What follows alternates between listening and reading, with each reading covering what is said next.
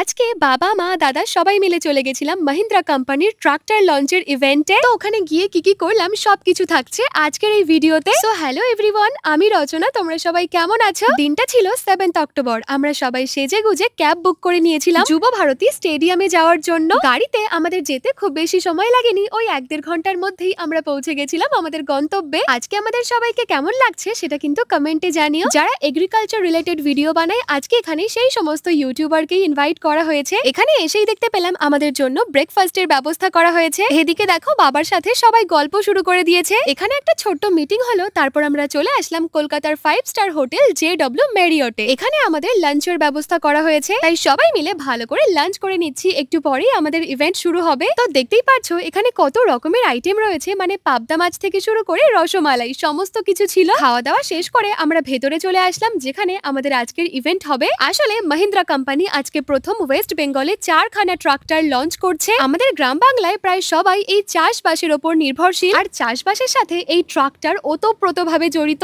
যে কোনো জমিতে ট্রাক্টর দিয়ে চাষ না করলে সেই জমিতে ভালো ফসল হতে পারবে না। আর যত ট্রাক্টর আছে মহিন্দ্রা কোম্পানির ট্রাক্টর সব থেকে ভালো। তো আজকে যে ট্রাক্টর গুলো লঞ্চ করা হয়েছে তার মধ্যে একটা হচ্ছে 585 DI। এবার এটার কিছু ফিচার্স আমি তোমাদেরকে বলছি। যেমন তোমরা যারা এই ট্রাক্টর গুলো কিনবে তারা নিজেদের নাম এই ট্রাক্টরে লিখতে পারবে। ম্যাক্স টর্ক আছে 215 NM, আর ব্যাকআপ টর্ক আছে 21.5%। পিটিও এইচপি রয়েছে 44.9 HP, এবং এর লিফট ক্যাপাসিটি রয়েছে 2000 কেজি। তো দেখো আমি আর বাবা তো ট্রাক্টরে উঠে দেখছিলাম, প্রত্যেকটা ট্রাক্টরই ভীষণ সুন্দর ছিল। আর সবশেষে একটা কথা না বললেই নয়, তোমরা যদি আমাদেরকে এতটা সাপোর্ট না করতে তাহলে হয়তো এই জায়গায় আমরা কখনোই আসতে পারতাম না। ধন্যবাদ জানিয়ে আমি কাউকেই ছোট করতে চাই না, শুধু এইটুকুই বলবো এইরকম ভাবেই আমাদের পাশে থেকো, তাহলে ভবিষ্যতে আমরা আরো অনেকটা দূর যেতে পারবো।